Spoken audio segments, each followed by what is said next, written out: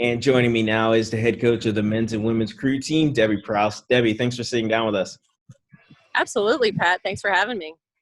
Debbie, let's talk a little bit about, I guess, before your season started and coming in to the fall, you guys really had some high expectations, especially after a strong showing from your men's pair and then a national championship boat with your women's four. Obviously, the expectations for this fall were really high, and the team was able to meet them head on. Yes, for sure.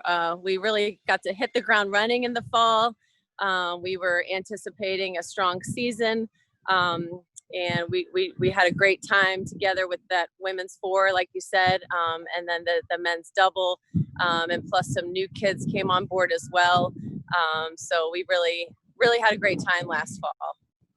And yeah, you're talking about the new kids. I mean, last season, the success that you guys were able to cap the year off with at Nationals kind of helped not only springboard the team in growing its roster, but would you say it also kind of increased the level of competition for this year because everybody not only wanted to make it to Nationals, but even more so continue with that impressive showing after last year?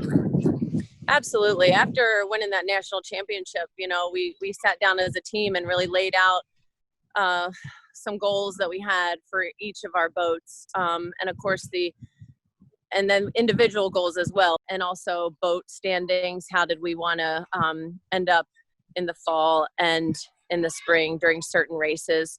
In the fall, we did some really nice racing in that women's four. We were able to take a trip up to the head of the Charles, which they had a really nice showing in there. We did third place at the head of the Hooch for the women, and also a gold medal at the head of the South. So they did an outstanding job, even with those substitutions. We just came back really strong. We knew what goals we had in mind. The men's double, they had some nice showings as well. Unfortunately, at the head of the Hooch, because of high waters and current speed, their race got canceled. So that was kind of a heartbreaker for them, being that would have been their last head of the Hooch. So that was unfortunate. Then on into winter training, we just really worked super hard as a team and individually, just getting stronger, faster, getting us set up for the spring season. Yeah, I know. Going and talking about that spring season, unfortunately, after, as you just said, a very strong and competitive fall, and then what for some of the athletes probably felt like an eternity during the winter training, it fell kind of short because the spring season was canceled. But talk a little bit about obviously how your team was able to handle that news and like how they've kind of just been trying to prepare now to get ready for next year. Right. So the day we decided that, everything kind of snowballed in the Right. spring, in March. You could see once the Ivies canceled, and then the NCAA canceled, and we just read the writing on the wall, and we just kind of knew what was coming. So it was a Friday right before our spring training was to start on Monday. Oh my God, we got the team together and we had our talk about, it's just things aren't looking good. We're not going to be able to go on spring training just because of everything was happening.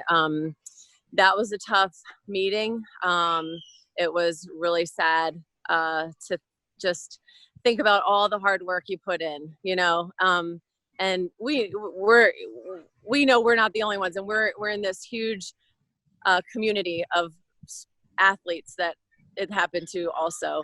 And so, knowing that we weren't the only ones, it kind of made it a little bit easier, but at the same time, it was a heartbreaker, especially for my seniors that won't be coming back in the fall and have another chance. So it was really tough. And you just have to take the time and to give yourselves a chance to mourn that loss. That was really, really rough.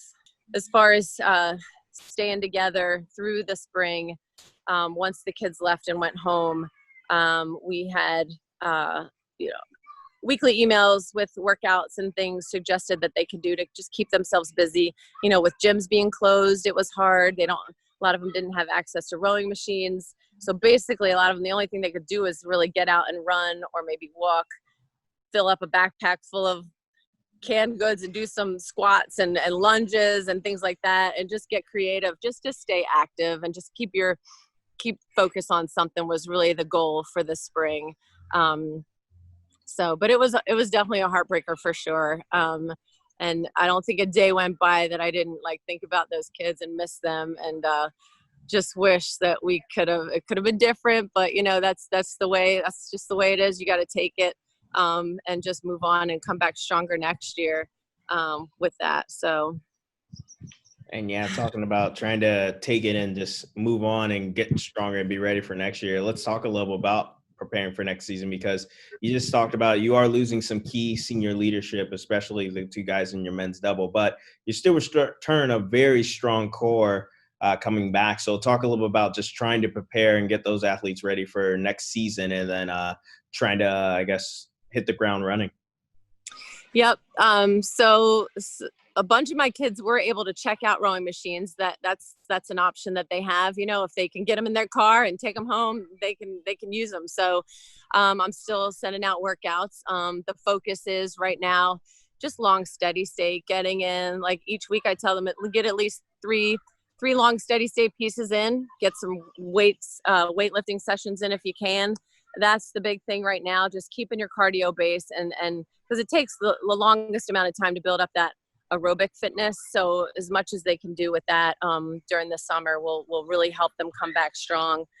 Don't ever take it for granted again, like take every erg piece and just be all in for everything. So like you said, we have lost two key players on our men's team, to Ryan Krapansky and Brad Wiseman, who were integral in our leadership.